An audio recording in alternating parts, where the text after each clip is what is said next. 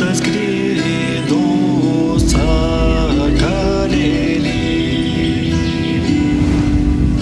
ataskrido vanagėlį,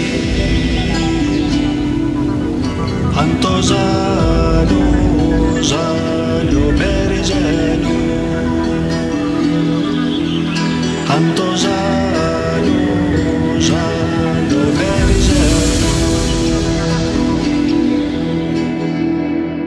Šventaragi kalnelį stovėjo, didė mūsų Deivė perkūne.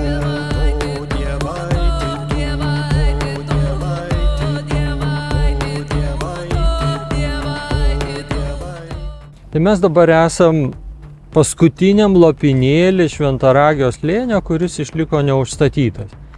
Neperkeistas, neiškastas, nesupiltas,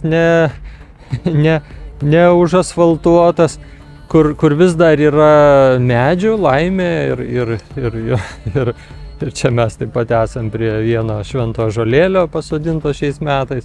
Tai va čia tas lopinėlis, kurio plotas taip yra iki 2 maždaug hektarų, gal hektaras 800. Tai yra istoriškai lemtingai likusi dalelė Šventaragio slėnio ir todėl be galo brangi, be galo vertinga, be galo, man atrodo, kaip svarbu, kad jinai būtų. Kitas dalykas, kiek žmonių žino tai.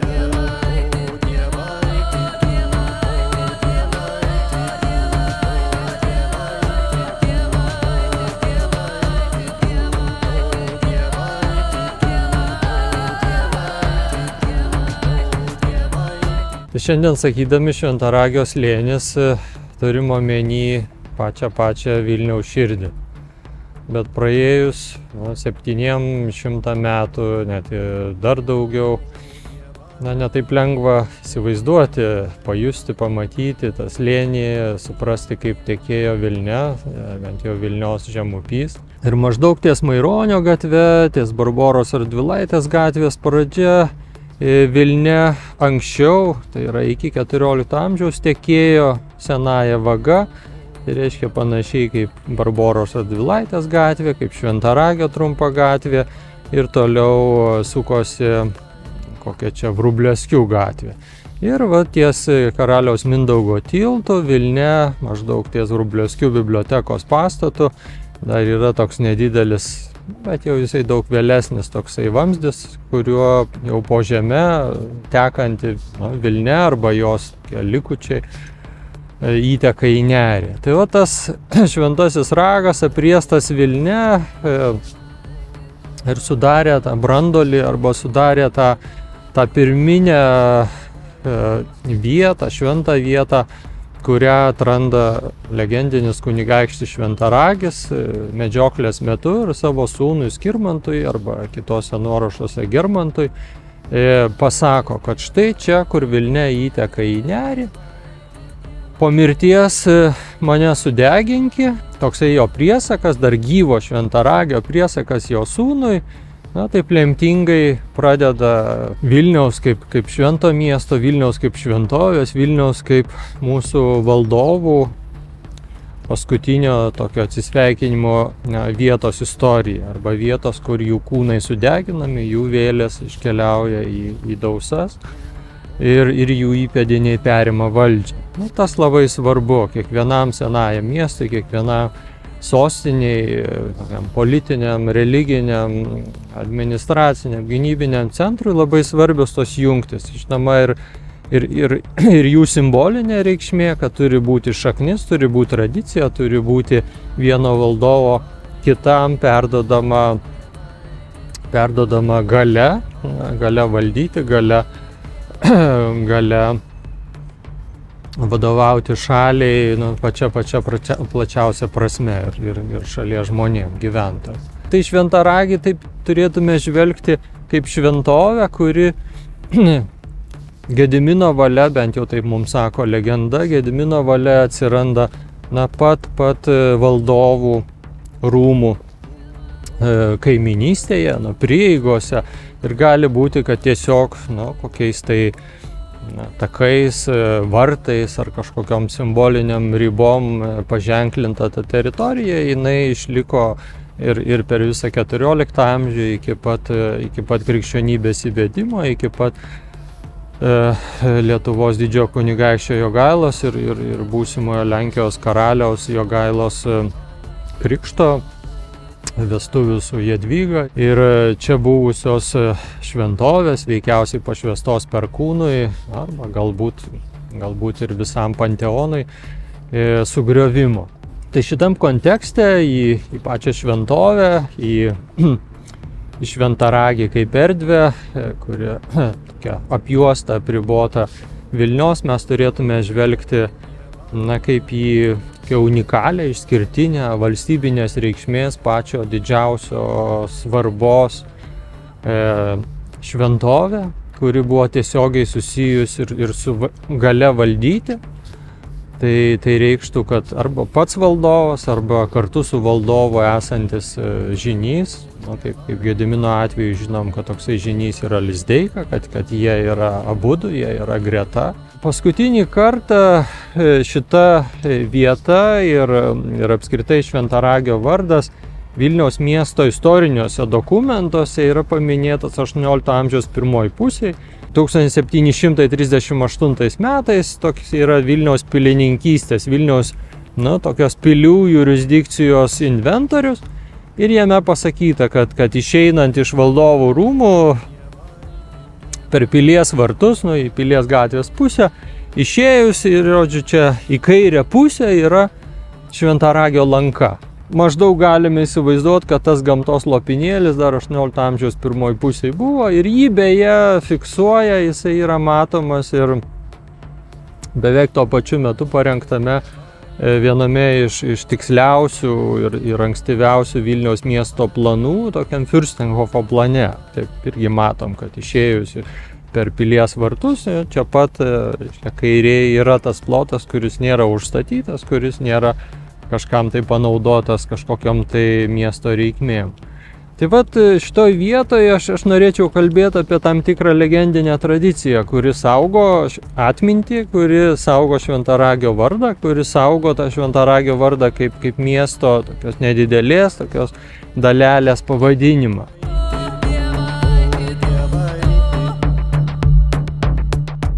Kaip suprasti Šventaragį Lietuvos istorijos fone? Kaip perskaityti legendą taip, kad jinai atrastų savo vietą istorijos, šiuolaikinė istorijos vadovėlį ar knygoje? Tai Šventaragį reiktų žvelgti labai rimtai.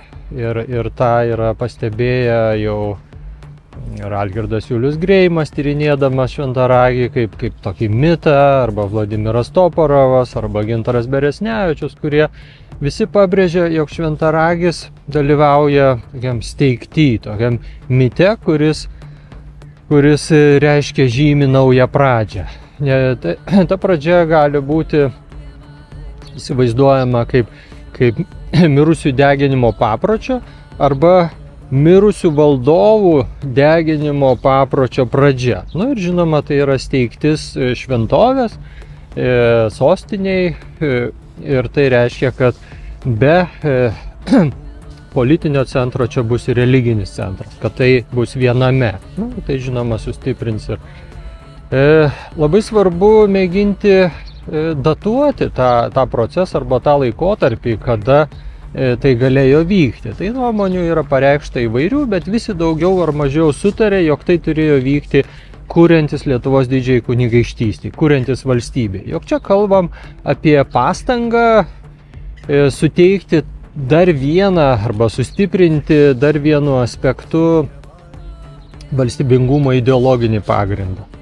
Ir tas valstybės kūrimosi laikotarpis, taip mes daugmaž įsivaizduojam, 13 amžiaus pirmą pusę. Bet aš būčiau linkęs eiti dar toliau, dar tiksliau, ieškoti tų aspektų, kurie leistų atrasti arba konkretų valdovą, su kurio galėtume tapatinti Šventaragį, arba tam tikras istorinės aplinkybės, kurios leistų įsivaizduoti, kaip ta Šventaragio reforma, ta Šventaragio naujoji steigtis vyko. Tai jau praėjo daugelis metų, kuomet kartu su Daiva Vaitkevičiene mes suformulavom tokią hipotezę apie tai, jog 13 amžiaus pačioj pradžioj, tai reiškia arba Mindaugo valdymo laikais, arba Mindaugo tėvo valdymo laikais, buvo tvirtinama tokia politinė valdžia kartu su religinė. Jinai buvo plėtojama ir tą darė mūsų valdovo kariauna. Leičiai, su kuriais siejam ir Lietuvos vardo kilmę. Tie leičiai, tie rinktiniai kariai, glaudžiai susiję su žirgais, jų priežiūra, jų tokių auginimų, ugdymu ir taip pat jų tarnyba pati. Tai reiškia, kad jie šeria žirgus, jie reiškia, kad jie naudoja žirgus tokiam kaip pasiuntinio paslaugom, naudoja žirgus kaip tokie apsaugos, palydos prasme. Ir tie leičiai, įtvirtindami valdovo valdžią jau toliau nuo sostinės, nuo menamo centro esančiose vietovėse, jie steigia savo gyvenvietės ir kaip mes galim įsivaizduoti, steigia ir savo šventvietes. Ir tos šventvietes turi Šventaragio vardus.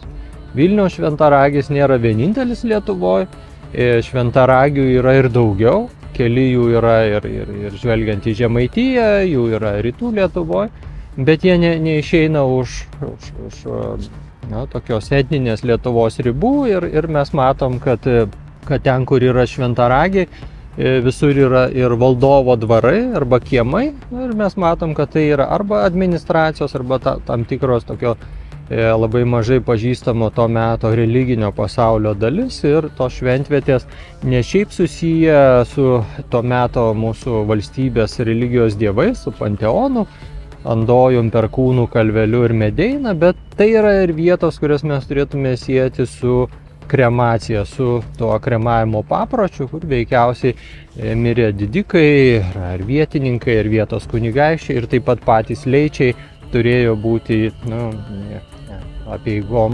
išlydimi į dausas. Tai va šitas hipotezė apie tai, kad Šventaragio reforma arba Šventaragio teigiamas ir steigiamas mirusių deginimo paprotys buvo plėtojamas, buvo įtvirtinamas ir mes jį atrandam Lietuvoje plačiau, jis yra labai svarbus, labai reikšmingas. Tie naujausi tyrinėjimai mano paties praėjusiais metais atlikti, tai susiję su tokiu nauja tokia banga Lietuvos metraščio tyrimų ir jau dabar parengtų ir paskelbtų naujų kritinių jo leidimu ir vertimu į lietuvių kalbą, kurį parengė Kęstutis Gudmantas ir plačiai nuostabiai iškomentavo. Tai tie mano tyrinėjimai iš dalies remiasi istorikų, profesionalų, senųjų šaltinių tyrėjų duomenim ir iš dalies aš atnešu savo paties matymą, atnešu archeologinius duomenis, atnešu savo žvalgymų patirtį ir aš matau, kad Šventaragis Lietuvos metraščio nuorašuose, ypatingai tais keliais atvejais, kuomet tose versijose nėra Mindaugo, aš matau, kad Šventaragis yra Mindaugo vaidmenį, Mindaugo vietoje. Šventaragiui tenka labai svarbi vieta Lietuvos metrašty, jisai pirmasis tampa Lietuvos didžiosios kunigaikštystės valdovu, jisai taikiu keliu, visiems pritariant, visuotinai jis bus išrinktas visų 3 kunigaikštysčių, kurios nuo to laiko sudarys Lietuvos didžiąją kunigaikštystę valdovu, turiu omeny Lietuvos kunigaikštystę, Žemaičių žemę arba Žemaičių kunigaikštystę ir Naugarduko kunigaikštystę. Tai va Šventaragiui tenka tokia labai svarbi vieta ir vaidmuo, jisai nerengia jokių karo žygių, jisai nieko kitų nepasižymi, jisai net nepastato nei vienos pilies, neįkuria nei vieno miesto. Iš esmės jisai pasižymi tuo, kad jisai savo sūnui prisako, kaip pasielgs su jo mirusio palaikais ir sūnus tą atlieka, pagal Lietuvos metraštį, Šventaragis miršta Naugarduke, sūnus jį gabena iš Naugarduko čia į Vilnių ir įvyksta tos pirmosios tokios laidotuvės per brūkšnelį kremavimo toks ritualas. Tai šita tokia patikslinanti hipotezė arba ta detalė patikslinanti hipotezė, jinai vis dėlto, man atrodo, labai svarbi, labai reikšminga. Ar tai bus Mindaugas, ar tai bus Mindaugo tėvas, kurio vardą irgi žinom tik tai iš Lietuvos metraščio, tai būtų Ringaudas. Tai vis dėlto būtų dar vienas argumentas, bylojantis apie tai, jog kuriantis Lietuvos didžiajai kunigaikštystei vyko religinė reforma. Tos religinės reformos esmė buvo suvienodinimas laidosenos skirtingose šalies dalyse, kad tai būtų vienijantis dalykas, neskiriantis ir neatribojantis. Ir kad tas sukurtas bendras toks religinis pamatas, kad jisai leistų toliau tvirtai plėtoti politinę šalies tokią istoriją, raidą, plėtoti valstybę kaip tokią, kaip mes ir žinom, buvo sėkmingai daroma ir Lietuvos didžioji kunigaikštystė palaipsniui didėjo į rytus ir taip pat kitom kryptim. Nemažiau svarbu, kad vyksta archeologiniai 14 ir 13-14 amžiaus laidojimo paminklų tyrimai Lietuvoje ir vis daugiau mes randam tų patvirtinančių duomenų apie tai, jog nuo 13 amžiaus plito tokie plokštiniai degintiniai kapinynai, juose randamos įkapės yra prabangios, priklauso kariams, diduomeniai, ant geležies yra sidabras arba sidabras yra atskirai, yra kitos prabangos prekės dalykai, reikmenys, ten svarstyklių dalis, svareliai, lietuviškų ilgųjų arba sidabrinių papuošalų atkirstos dalis, kurios jau kaip savarankiškai, kaip toksai piniginę vertę turintis dalykas. Ir netgi šiandien dabar tokiom sąlygom dar vyksta tyrimai tokio kapinyno štai čia Vilniaus rajone ir galim sakyti, kad kiekvienais metais atrandama vis naujų duomenų apie tai, kurie leidžia manyti ir patvirtina ir dar šiek tiek ir tikslina tai, kas buvo mums jau anksčiau žinoma.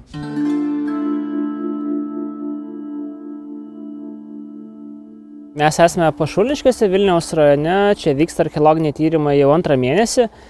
Tai tyrinėjom labai įspūdinga ir mūsų dar kol kas mažai įvertinta ta vieta, kapinynas 13-14 amžiaus, bet kaip rodo tyrimų duomenys, čia mirusieji laidoti ir vėliau ir 15 ir net iki 16 amžiaus pabaigos, bent jau antros pusės. Vilniaus rajone mes neturime daug tokių vietų iš 13-14 amžiaus mirusių deginimo, mes turime šiaurės vakarų Baltarusiją, turime Kaišiadorių, Elektrėnų, Trakų kraštuose, tačiau čia Vilniuje jų labai trūko. Na ir tai yra be galo svarbu suvokti tam 13-14 amžiui ir įkūrusi bendruomenę jau po krikšto, jau vėliau, ta pati regis bendruomenė nebuvo jokios kaitos, perėjo prie nedeginto mirusių laidojimo būdo ir tai yra labai įdomi tema, leidžianti pažvelgti į papročių kaitą, kaip iš kremacijos perėjo į nedegintinį laidojimo būdą, kas vyko tuo sudėtingu transformacijos, kaip mes taip pasakysime, transformacijos laikotarpiu. Tai ši vieta yra tokia ideali tam pažinimui. Tai dabar klausimas yra svarbiausias, ar tai yra vieta įrengta 14 amžiuje ar įrengta 13 amžiuje, nes kol kas iš tų pirminių duomenų tos ribos tikslios datos nematyti. Tačiau apskritai tas 13 amžius Lietuvoje mes matome, kad išplinta vienodas laidojimo būdas. Žinoma, esama išimčių daugiausiai rytų Lietuvoje, valstybės centruose, etinės valstybės, kur mišrios bendruomenės gyvena, žinoma, Kernavė, Vilnius, mes turime įvairių tokių laidojimo būdų. Tačiau tam 13 amžiuje išplinta mirusių deginimo paprotys, tai negalima suvokti, kad jis tuo metu tik atsirado. Jis tuo metu laikėsi jau daugelis baltų genčių, tačiau jisai skyrėsi ir materialinė kultūra atskirų bendruomenių, skyrėsi genčių ir laidojimo būdas ir įvairūs bruožai. 13 amžiuje, bent jau jo antroje pusėje, ypač 14 amžiuje pastebimas tų papročių vienodėjimas. Ir bent jau čia etninės Lietuvos širdyje pastebimas visiškai toks būdingas deginių kapų horizontas, tų įkapių horizontas. Tai yra, kad visuose kapinynuose mes randame kažką panašaus, tai yra neįperdegę, tai yra ginkluotės dirbiniai, papuošalai, darbo įrankiai, įvairūs kiti. Ir tai kelia klausimų, kas tas lėmė, ar tai valstybės kūrimasis, ar Šventaragio, kas yra mitologijos tyrinėjimai leidžia kalbėti apie tuo metu vykusią 13 amžiaus antrą pusę Šventaragio religinę reformą. Tai vienas iš tų tokių variantų galimybių yra tai, kad tuomet, kai kūrėsi valstybė, kuomet buvo siekiama visą tai suvienodinti, tai gali būti, kad to atspindys ir yra ir to vientiso tokio vienodo laidojimo būdo, tai yra mirusių deginimo papročio įsigalėjimas. Tai gali būti, tai yra daugybė žinoma klausimų, bet tai viena iš tų versijų gali būti ši. Šventaragis karalionas mūsų šalį gerai valdė.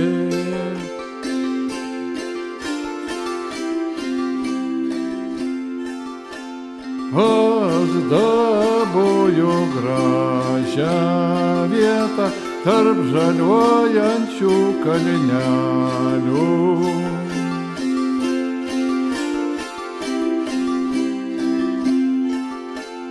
Kur vėlinės raunioja. Aš norėčiau atkreipti jūsų dėmesį ir stabtelti ties Motiejum Strijkovskiu, renesanso žmogum, humanistu, 16 amžiaus antrą pusę, palikęs nepaprastai reikšmingus darbus mums. Ne tik spausdinta kronika, kurią visi žino 1582 metais išleista išspausdinta, bet ir tokį vadinamą Nesvyžiaus rankraštį. Nesvyžiaus rankraštis, jeigu jis būtų buvęs išspausdintas, jisai būtų buvęs skirtas lyg ir Lietuvos auditorijai, didžiosios kunigaikštystės. Kaip kronika yra labiau orientuota į Lenkų auditoriją. Tai vat ir palyginus tos du kūrinius, veikalus, kurie iš tikrųjų yra kaip artimi, panašus, tik vienas eiliuotas, kitas jau parašytas kaip proza, tai mes pamatytume, kad tam rankraštį yra daug daugiau tokios liaudiškos, tokios sakytinės tradicijos. Yra intarpų lietuvių kalba, kas yra visiškai unikalūs dalykai ir ataidintis iš 16 amžiaus. Čia ir mūsų seniausios sutartinės dviejų eilučių sudaitės, žodžiu, paminėjimas ar kai kurie kiti tie lietuviški dvieiliai. Ir kas labai įdomu, kaip tik 2 kartus tie lietuviški intarpai išnyra pasakojant Šventaragio legendą. Tai va tie lietuviški intarpai ir pati legenda, neabejotinai pagrindas jos buvo Motiejos Strijkovskio nugirstas iš miesto gyventojų, jam be abejonės buvo žinomi Lietuvos metraščio variantai, nuorašai ir jisai jais naudojosi. Ir visą tą kartu sudėjus, Motiejus Strijkovskis, 16 amžiaus autorius, į savo tą pasakojimą apie garbingą lietuvių žemaičių rusėnų kilmę įtraukia ir Šventaragio tokią legendą, tokią labai tokia išsame, įspūdinga forma tą padaro ir aš čia taip esu pasirengęs, pasižymėjęs šiek tiek paskaityti. Tuoj atvedė jo žirgą, kuriuo kadaise jojo, eiklus, 2 arklininkai jį sunkiai pažabojo, sidabro, aukso, gretoj kazokų šokinėjęs, jis žaslus graužė, žvengė, kanopomis tauškėjo. Dvariškį brangiais rūbais aprėdytą lydėjo, kadaise kunigaikštis jį labai mylėjo. Bet tarno zlataglovės ir auksų padabinto nedžiugino nei rūbai, nei grandinė nupinta. Medžioklis laiko kurtą antkakliu sidabriniu ir sakalą, ir gyvus juos jau pančioje grandinėm. Žiniai, vaidilos eina, gedėti susirinko, sunkias žvakes uždegę virš kūno jie palinko. Jo nuopelnus minėjo, prie mirusio giedojo. Ir čia štai tos 2 eilutės lietuviškos.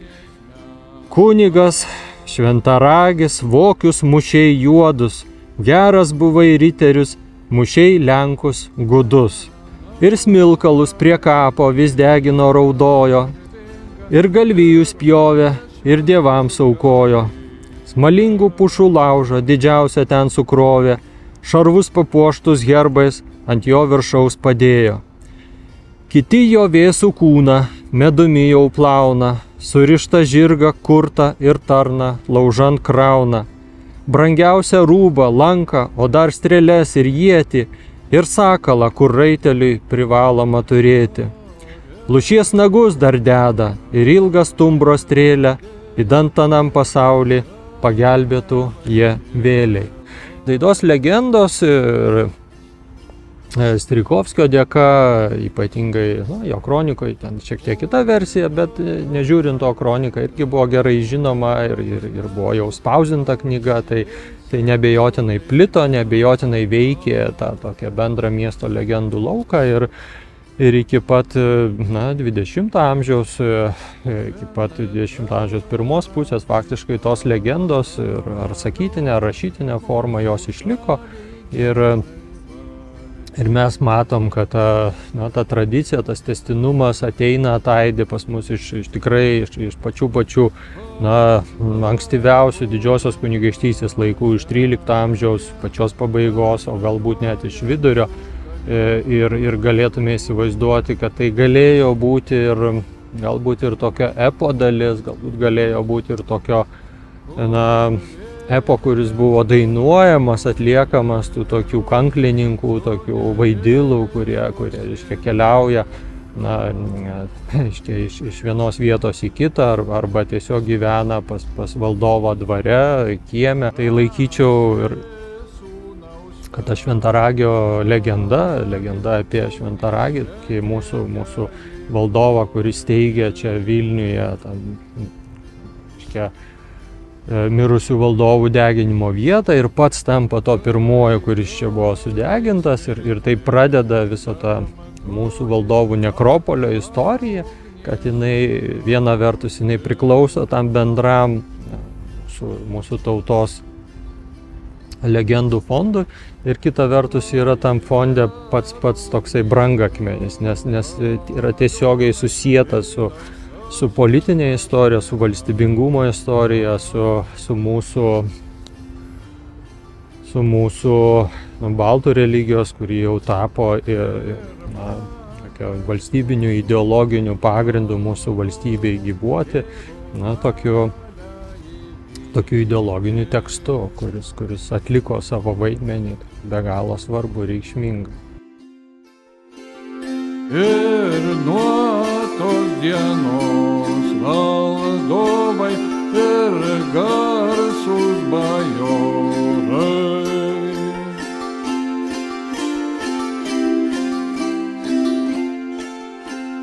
po mirties šioje vietoje į dausas per ugnį eina. Projektą Baltų šventviečių ekspedicija iš dalies finansuoja Medijų rėmimo fondas.